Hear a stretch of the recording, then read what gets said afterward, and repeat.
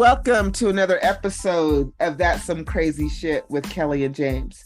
My name is Kelly and my co-host is Mr. James. What's up, dude? That's me. I'm enjoying the retired life, my friend. That is right. Congratulations. For all of you that don't know, my very good friend here has retired from the working class. Well, just one job, one career.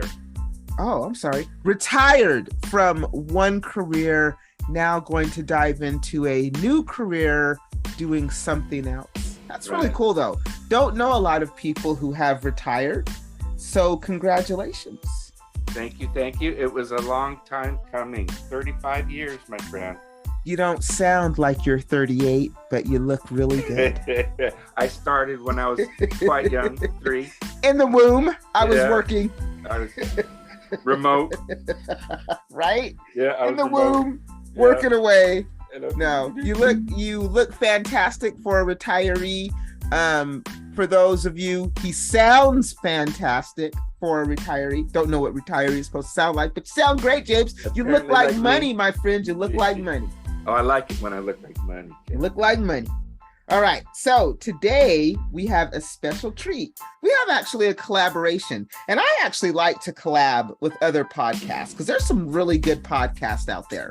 Yeah, there are. And so we have this episode, we've aligned with the Dark Alignment podcast. And for those of you that are not familiar, go check them out. Dark Alignment is a podcast, 2 girls, Eruca Rose and Brittney, and they do true crime plus astrology.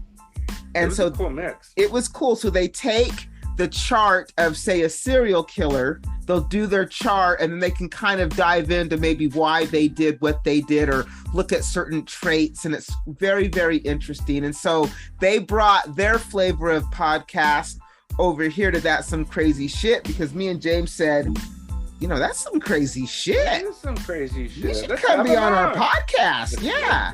So they're actually with us here today, James. Well, right on. So should we get to it? Yeah, why don't you do it? All right, then let's do it. Welcome, Dark Alignment.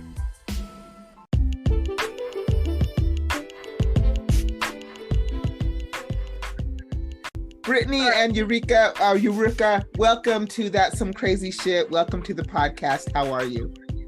Great. How are you? Fantastic. Good here in Utah.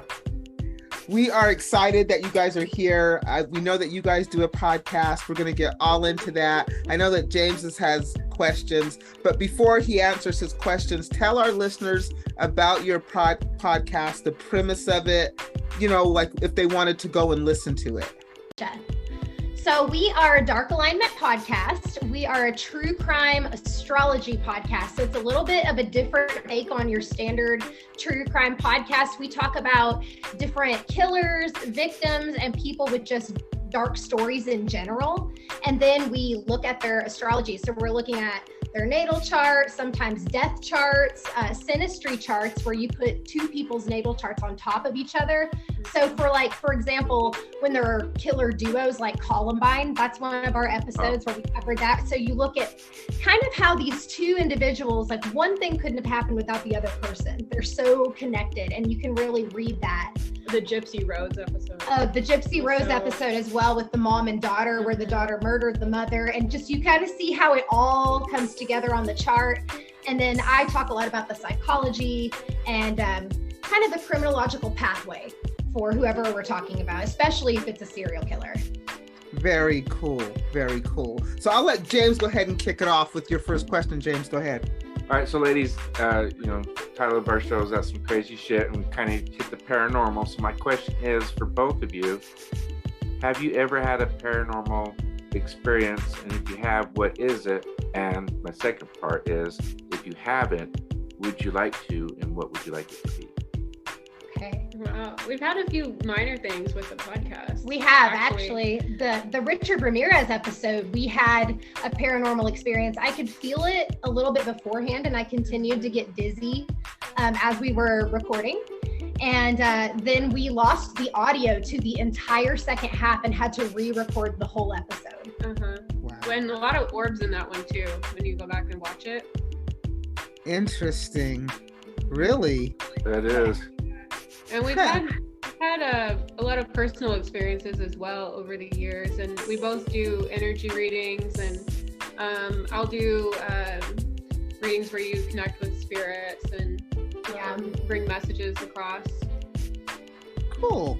Yeah, that's a lot of what we do on the podcast. We've talked to a lot of people who have those type of experiences, who are psychics, but nobody that does what you do. So give us an idea of some people. I know that you said that you brought us some stuff. So I'm interested to see like who you brought and how you bring the true crime and the astrology and you marry them. So that's a unique thing. Perfect. So one thing that we will see over and over is killers with a similar pattern. They all end up having similar astrology, and it's really fascinating. Like we see like certain placements for cult leaders that are really common, and same for serial killers, and then sometimes the mannerisms of killing, and we see similarities on their astrological charts. So three that we thought would be fun to talk about today are three very infamous Pisces sun killers. So these are all people who are born between mid-February to mid-March. And okay, hold on, ladies. Let me write that down in case my family members are in there. I'm a Pisces sun, so it is. You know, there are tons of serial killers under every zodiac sign, and there's always new articles saying this is a sign to be afraid of, but it's really not. I don't think that's really the case, in my opinion. There's so many in each sign. If you actually go to our YouTube, I have all of the videos in playlists based on what sign they are. So you can go and watch all of your signs killers that we've covered. Very cool. So the three Pisces that we have today that we wanted to talk about a little bit, just as an example to kind of show you how we mix it all together. Aileen Wuornos, so one of the only female serial killers that we've had in the United States. Richard Ramirez, which super infamous serial killer that we've already talked about a little bit. He's the one that we actually had spiritual interactions with during the episode. And then the third one that we want to talk about was John Wayne Gacy, who the killer clown, everybody kind of knows. These people all had multiple victims and similar styles for how they killed, and also very similar upbringings. Yes. So you see a lot of similarities in the risk factors for people who are multiple offenders. Like you see that a whole lot. Like for these three in particular, they all had alcoholic and abusive caregivers. They all struggled really badly with peer acceptance. They all had a lot of trouble in school, made really poor grades, or dropped out early.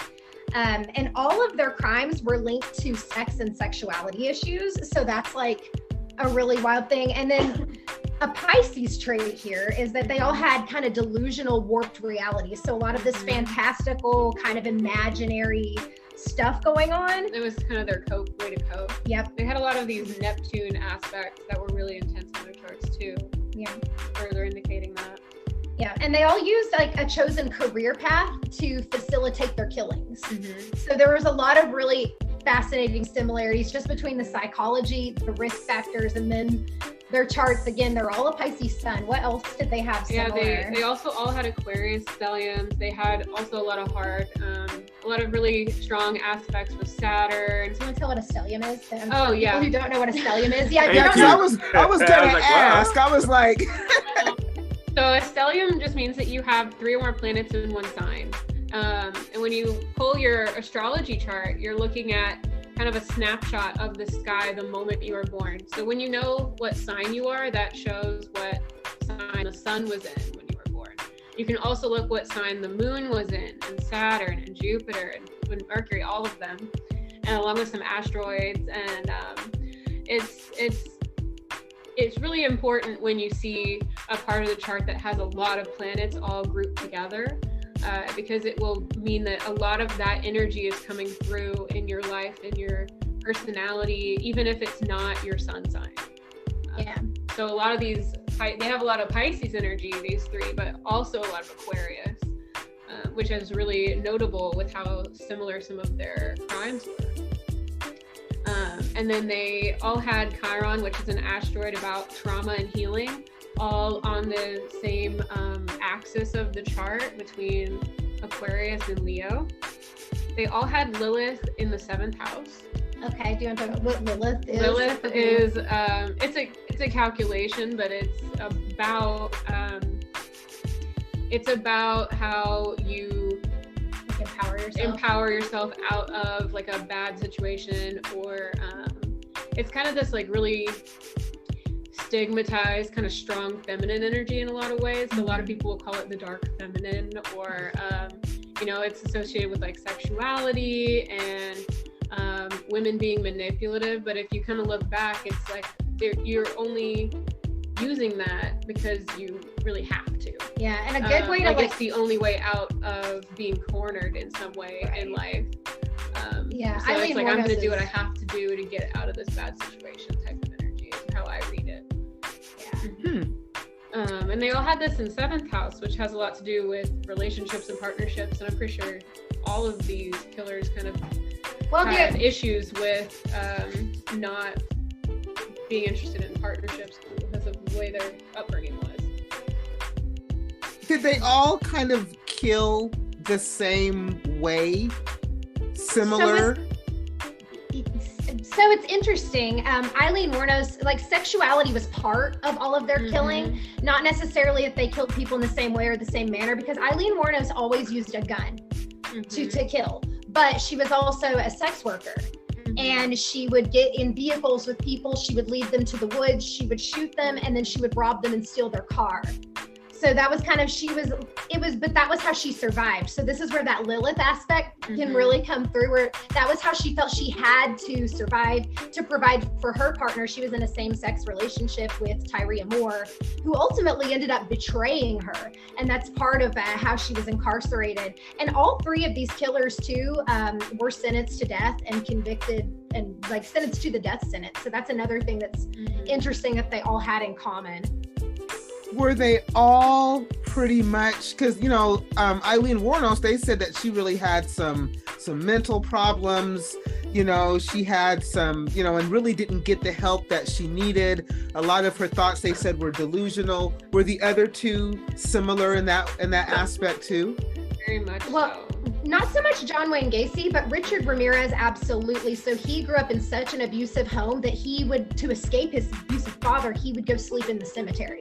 That was better than being in his home. It was really rough. He had a lot of siblings. There was a lot of neglect, and he started experimenting with hallucinogenic drugs, so LSD, and then he started using cocaine as well at like 11 years old. So he is, and the role models in his life were all extremely physically abusive and aggressive. Actually, his cousin was his biggest role model, and he watched his older cousin murder his wife right in front of him. So he was exposed to a lot of violence. Aileen was exposed to a lot of violence. She was badly abused. She actually she was a teenage sex worker by the time she was 14 years old and was being abused in a similar way in her household. And like, you just see these themes that kind of, if they had gotten help in a young age, those 2 may have been different. John Wayne Gacy's upbringing was kind of unusual. He had a really controlling dad who was also abusive and like demanded obedience. But John also struggled with his sexuality and was seen as very feminine. And his father was very ashamed by that. And he identified overall like openly as a bisexual man, but engaged in the homosexual activity he engaged in. That's why he killed the way he killed as well. He was very ashamed of who he was.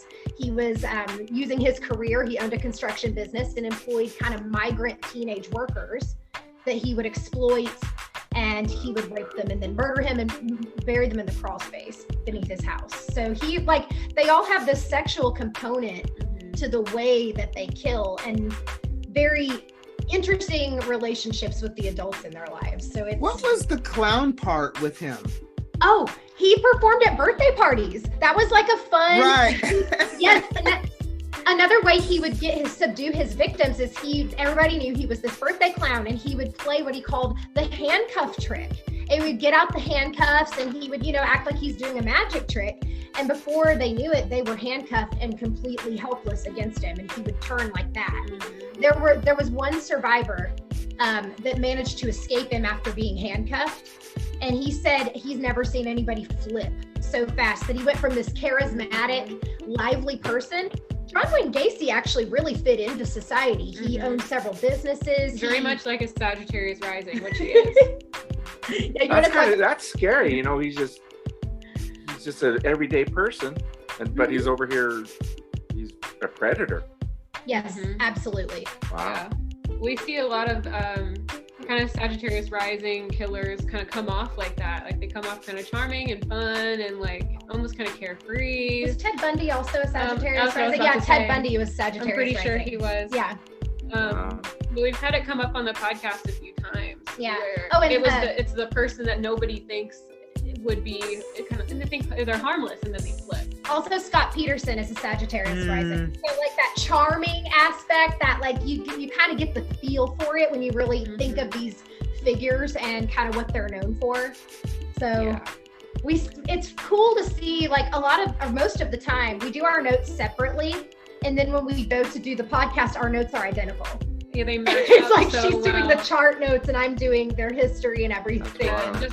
I'm only taking notes off of the astrology charts that I pull. And she's before not we as record. familiar with the true crime figures as I am. I'm definitely the true crime passionate person. My degree, I enjoy it, but I don't remember things like she does.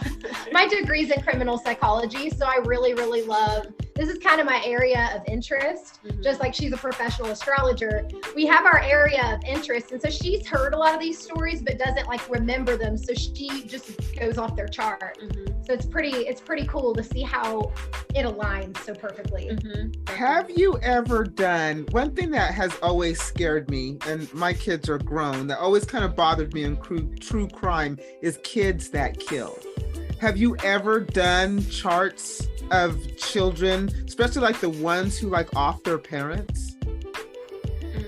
The closest that we've done to that is Columbine. And Gypsy Rose. Gypsy Rose. She wasn't a child. She was like 20 when she did it. But she was kind of stunted. She's stunted, yeah, and she did kill her mother. Yeah, she was stunted in every way from the abuse that she endured, because her mother basically told her she had leukemia and cancer and all these. Right. Her entire life. So isolated. Muscular dystrophy, that she couldn't walk, just to isolate her and keep her young. She wanted to keep her. Gypsy had no idea how old she was either. And I don't think we ever found like an actual. Yeah, there were multiple birth certificates and multiple social security cards. So I think her biological father has confirmed it all since, but nobody knew exactly how old she was or what year she was born. So mentally she was very stunted, but we have like talked about maybe covering some killer kids. Like one of them was Mary Bell, who we've not covered, but she actually was I believe a 7-year-old who actually killed other children.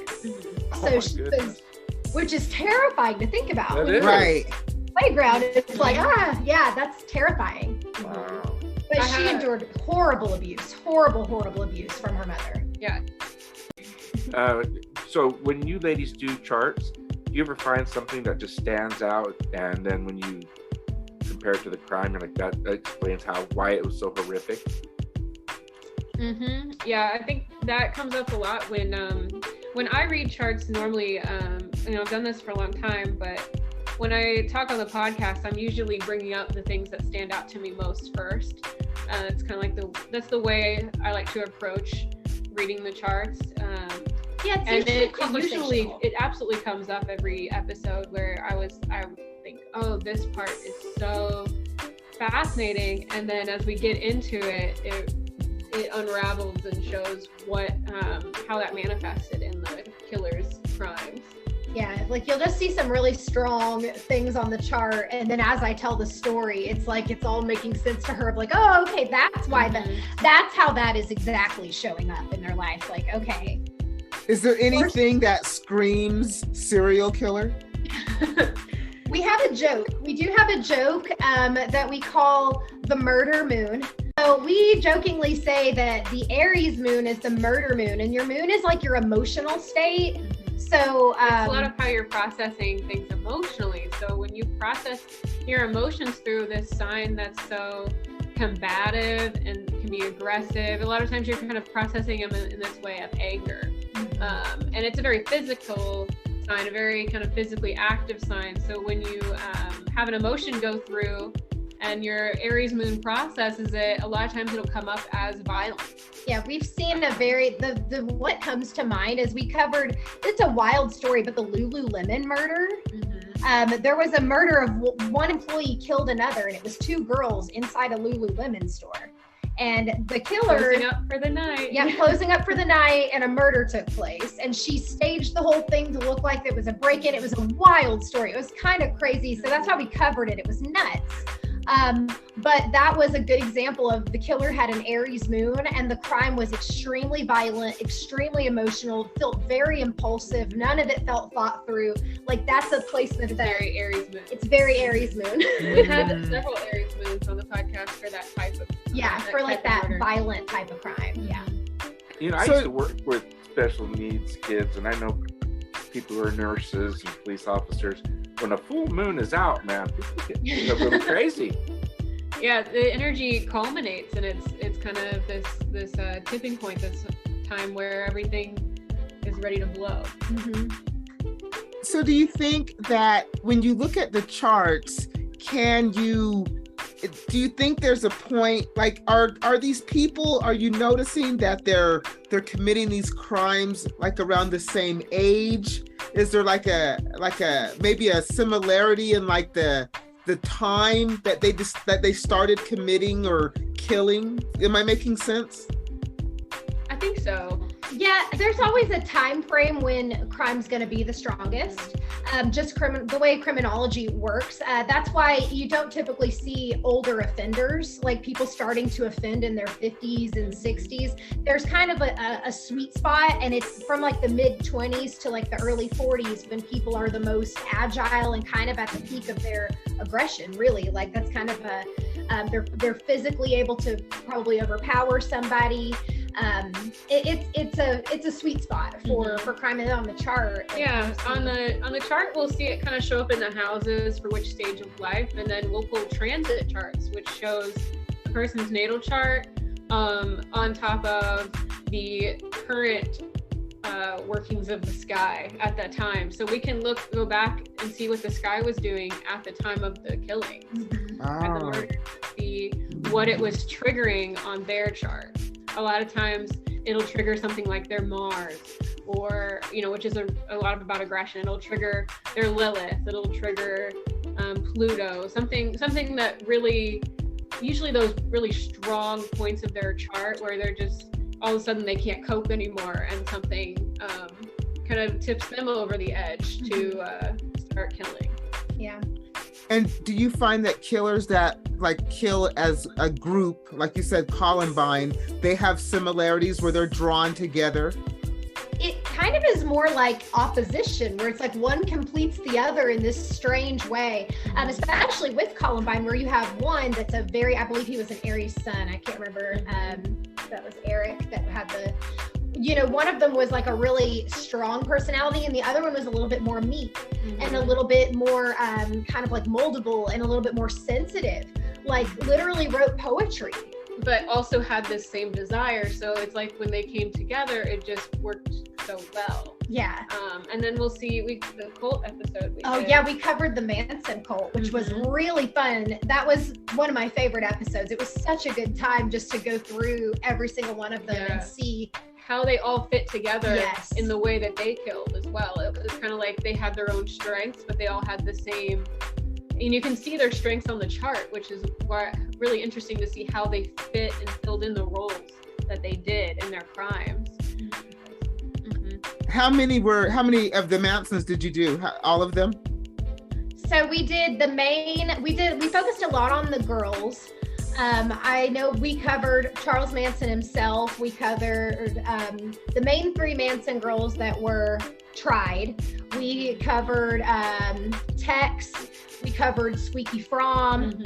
So yeah, we covered like the main three girls. When you get the image of the Manson girls in court that were holding hands and singing in the hallway, we covered each one of them. So yeah, Very it was cool. crazy. crazy one to look at, how everybody fit together and their roles. Like some of them were soldiers and some of them were like the mother, like Squeaky Fromm was the maternal. They were like, we're not sending you out to kill anyone. Yeah, she wasn't tough enough. So that's why she was Manson's most devoted follower, but she was never sent on a mission for killing because she was too soft and he knew it. I remember she had a lot of water cancer. Yes. He didn't choose her for the hit squad. He chose his soldiers. He chose his ones with like really strong Capricorn placements. Yes. That were like gonna get the job done. And like, yeah, he didn't pick Squeaky. Interesting. So just back to it, I want to ask you about have you ever had a paranormal experience? Either one of you. Oh, we talked about that. Yeah. I'm sorry. If you had another paranormal experience, what would you like to have? Like, would you like to see a flying saucer or something like that? I've had a lot of paranormal experiences. Actually, my stepfather's spirit still lives in my mother's basement, and it's awful. That's a really dark one. Yeah. So I have like really close encounters with paranormal experiences a lot. More than I wish I could, but if I could have any experience I want, I would get to choose which person in my life that has passed on could come visit me. Like I've always wanted my best friend who passed away when we were, I think I was 20 and she was 25. And I've always wished she could come visit me. And I felt like if she could, she would. And there's some reason she can't. And I've always just been like, I just know she'd come visit me if she could. But that would be the one. If I could have any one experience, I would want my best friend to be able to come visit me. Very cool. Yeah. That would be cool. What would yours be? I think anything too visual. I don't know if I want to see an apparition. I think that might just scare me a little too much. But anything like where I can hear and communicate and maybe kind of move things around and maybe even like a style of a reading, because that's what I'm most comfortable with. Yeah. I tend to ask for a lot of signs, like I think one of the more recent ones from a loved one was I was looking out the window, and there's not usually a lot of cars that drive by this window, but I asked to see something red to answer a question, yes or no, and then 5 red cars drove by. See, that's not like a coincidence, Yeah. Wow. Very, very cool.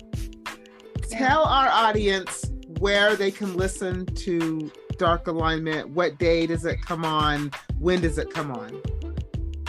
Okay, so we are on every single platform where you listen to podcasts. We're on Spotify, we're on Apple Podcasts, we're on YouTube. We also have a visual component to our podcast. So whether people want to watch or listen, or you can just do both. You can double down and you can do both. But we're also on Instagram, we're on Twitter, we're on TikTok, we're on Facebook. You can really find us anywhere, and you can get to all of those links at darkalignmentpodcast.com. So that's the easiest way to find each of us. So if you're interested in a reading with either one of us, since we both do energy readings, Eruca specifically does astrology readings. And I do a few different other things. I have kind of an eclectic mix of reading styles. She does a little Reiki. We both have books out on Amazon, dream interpretations and astrology things. We do a little bit of everything in the spiritual realm. So all things unconventional, we're here for it. And you can find us, darkalignmentpodcast.com is the easiest way to connect with us. You guys are knee deep in the woo-woo. Yeah, Yes. We love it. We love the woo-woo. We love the woo-woo. Well, thank you so much for coming on our podcast and sharing. I know that I enjoyed it. I really appreciate you guys. We enjoyed this too. Thank you so much. You guys are amazing. We really appreciate it. Thank you for having us. Thank you.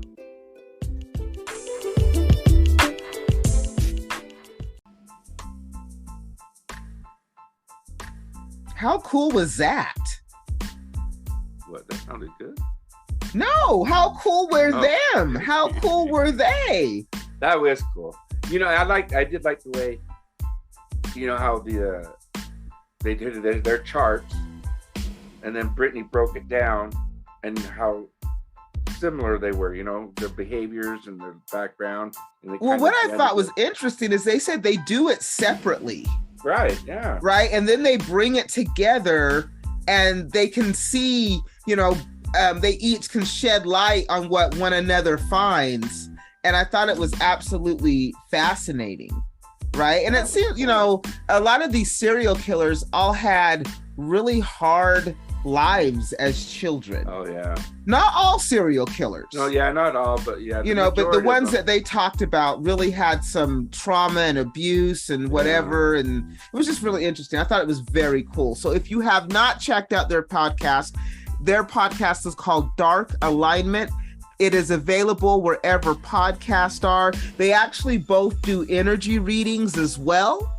Yeah. So that is even some more woo-woo shit. I think they're didn't I tell them they were knee deep in the woo-woo? Knee deep. We're fans of the woo-woo. We are fans of the woo-woo. So if you have not checked out their podcast, go check them out. Let them know that we sent you from That's Some Crazy Shit. Yeah. We should have had them do our chart account. I still think you're a serial killer. I am not a serial killer. We talked about this. We did talk about this. And I said the one who says that they think that the other one's a serial killer is really the killer. Yeah. And that was you. That was you. You're the one. So I am not the serial killer. I am the detective who will bring the serial killer to justice. You are. I'm a detective. That's why you're a Batman fan. Detect the fuck out of some shit. Yeah. Now, is that right? Detect the shit out of some fuck. No, I don't know. At any rate. Fuck out of some shit. Yeah, there you go. Anyway, random bullshit. What do you got? What do we got? Well, can you see my shirt? Before we get into that, I have some random bullshit because this just encountered yesterday and I want you to help me. I see your shirt. It's very nice. But I want you to help me work my way through this. All right, hit me up. So, you know, today is a different world than when we were kids, right? Yeah, and, you know, the world is very different. You know, I mean, things aren't as censored, still censored, but not as censored. Things are becoming more accepted. The whole LGBT, you know, movement, all that good stuff, all these things coming out, transgender, all that great stuff. Great, wonderful. Again, have no issues with any of this stuff. I do, though, have a confusion about all the terms that are now being used. Because to me, you have two sexes. You have a male and a female. You can slice them, dice them, interchange them, flip them up, dress them down, whatever. But you still have A and B, okay? So let me just preface that before I get into what I'm going to say. So tell me the difference between a polyamorous relationship or a poly relationship and being bisexual. Now, somebody had told me that I'm in a poly relationship, not me. This is what they're saying to me. Hey, Kelly, I'm in a poly relationship. I have a boyfriend and a girlfriend. Okay. My brain says bisexual. You say, no, I'm not bisexual. I'm poly. My brain says, sounds a lot like bisexual to me. You like girls and boys, that's bisexual. Is being bisexual an old, antiquated term now replaced with this new poly thinking? Help me, James. Help me as I try to stay relevant. Well, yeah, I mean, because bi does mean two. Sexual, I mean, there's sexes, two sexes, male, female, and you show another, you know. And if you like both, that would make you bi. And so that's the way we were taught about that. And maybe it is an antiquated term. I don't know. Because I didn't even know what polyamorous was. And okay, for those people who probably don't know, I was on dating sites and things like that. And that term came up a lot. And I'm like, well, I don't even know what that means, man. So and I may be wrong. And if I'm wrong and somebody can correct me, feel free, because I'm not an expert on this stuff. I'm old school. Like, again, A, B. That's all there is. You can, like I said, you can do whatever. Still just A and B. If we take it to biology, it's A and B. You know, you can switch them. You can dice them up. You can dress them up. You can trade places. You can interchange them like Mr. Potato Head. But you still got two that you're working with. A and B. Okay? So... Well, it's not as easy as Mr. Potato Head. It's not, but I'm saying that you can interchange. If you want to interchange, I guess that's a thing now. You can do that. And that's fine. But it doesn't mean that we've made C, D, E, and F. It's still just A or B. This is what we were given. This is what the universe has given to us. This, my friends, is a universal law. A and B. Male and female. Interchange them, combine them, mix them up, male or female. That's all I'm saying. So if you like to interact, engage intimately with both sexes, to me, poly is the same thing as being bi. Right, I agree. And I don't know what the difference is. And that's why I asked, am I still using old, antiquated terms? Because it seems to me gay is not even a thing anymore.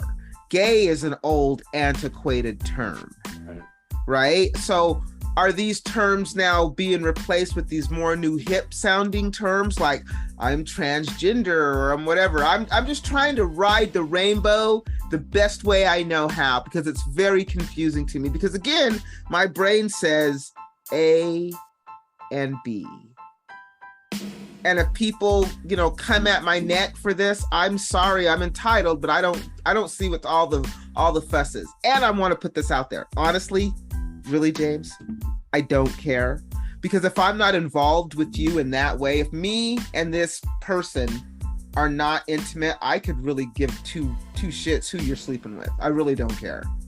I don't care. Yeah, I'm the same way. Unless I'm there, unless I'm involved. Yeah, if I'm involved, I care. involved. But if I'm not involved, it's really none of my business and I don't care, and more power to you. I'm not here to judge. I just want to make sure that I'm understanding what these things mean and the terms, and that I'm using them in the wrong context. I am just trying to learn. And that's what we're here. That's why we're here, is to learn. So that was my random bullshit, because to me it's the same thing. Yeah, I think maybe it is, I hate to say it, Kev, but we may be the old people get off my lawn, we just don't know the terms anymore, Get off my lawn! Yeah, get off my grass, damn kids. Could be. But, and I don't know, it's always just been simplest for me to, hey, you go by Steve, I'm going to call you Steve then. Hey, you tell me your name is whatever, I'm going to call you whatever. I've never, once again, it's like, hi, I'm James. And we talked about this. Are we still heterosexual or is it monosexual now? I don't know. See? Could be. I don't know, but I don't understand. I don't even understand why we care as a people, as humans, why we put so much, or maybe I don't understand why we put so much emphasis on it to begin with. Because, again, if I'm not there in the throes of passion, I don't care. Sleep with whoever you want. I just ask two things. You be safe and you don't hurt nobody. Go at it. But Rabbits. What if they wanted to get hurt? Again, if that's your preference, if you want pain and you're good with that and you have a safe word, that's what I mean, be safe. Don't hurt nobody. Unless, of course, they want you to. And then if you do, remember their safe word. Don't forget Pineapple. Right. Well, it can vary. Kumquat. Kumquat? Kumquat. Oh, God. Cucumber. Egg. No, you can't plant. have cucumber. Eggplant. Salamander. Oh, yes. Yes. You're not going to scream salamander like, bring it on. Yeah. So just remember, as I've said, be safe. Have a safe word. Whatever. Do you. I'm not judging. I just think that maybe the terms I'm using are old and antiquated. And I'm just thinking that what I'm saying is the same thing. I'm just using different terms. And I think I agree with you, Kel. Maybe it's time we caught up with the new terms. Yeah, I guess. I suppose. We can. I don't know. Do we need to? I don't That's know. a good question too, Do we need to stay relevant in this time, in this world? I don't know. The new terms, it's the same shit, just a different name for it. Well, that's true. What can you say? But hey. That's what I'm saying. So that is my random bullshit. Remember, you can get us on all of the social medias where we're relevant and using all the new hip terms like Meta and Insta and the Twit. Monosexual. Monosexual? Is that our thing? Gotcha. We're no longer heterosexual. Well, what does hetero mean? What's hetero? Oh, maybe does that mean the opposite? Well, mono just means one, so does that mean you're just doing yourself? That's asexual. Okay. That's asexual. Is that asexual? Okay. Yeah. Well, see, I don't know the terms, man. I thought mono meant one. Mono meant one. I guess that means one person at a time. Yeah, see, that's another thing. If you're polyamorous, I can't even have a relationship with one person's hard enough. Having with two other people? I agree with you, man. I agree with you. I think the term we are, James, it's called old school, my friend. Old school. We are old school. But, we throw a little new jack in there once in a while. Hey, there's some new jack, but when it comes to shit like this, if I'm using things like, if I say you're bisexual and somebody looks at me like I'm crazy and says I'm poly, well, I guess, that's old school, right? Didn't one of our guests say something about some new media, the clapper or something? Yeah. And I was like, what the fuck is the clapper? The light on? Yeah, we're like the light. He's like, no, it's a new social media like TikTok. Well, I've never heard of it. We're not even on TikTok yet. We haven't even graduated. We just got fucking LinkedIn. What's up? We're old school, man, but we're chugging along. Yeah. Okay. We are, man. We are. We're old school. That's what I'm saying. All right, my friend. Like I said, you can get us on our website, that'somecrazyshitpodcast.com. We are on Facebook, Instagram, Twitter, and now LinkedIn, and on, YouTube as well. You can't see us, but you can hear us. And that's all you need. Amazon. Oh, yeah, Amazon. That's where the podcast is at. I'm talking social media. But yeah, we're on Amazon, Spotify, Apple, wherever podcasts are. That's where we are. You can find us. I think it's cool we're on Amazon. Yes, it is cool, my friend. So like when we're old and Amazon blows up, and we could say, well, we were on Amazon. You mean when Amazon blows up and goes away, or when Amazon becomes really popular? Yeah, when it gets real big and it takes over the world. Like now? See? It's already happening. Manifest that shit. Yeah, James. I'm a master manifester lately, people. I've been on a roll. Okay, my friend. Okay. Until next time, keep your minds open, people.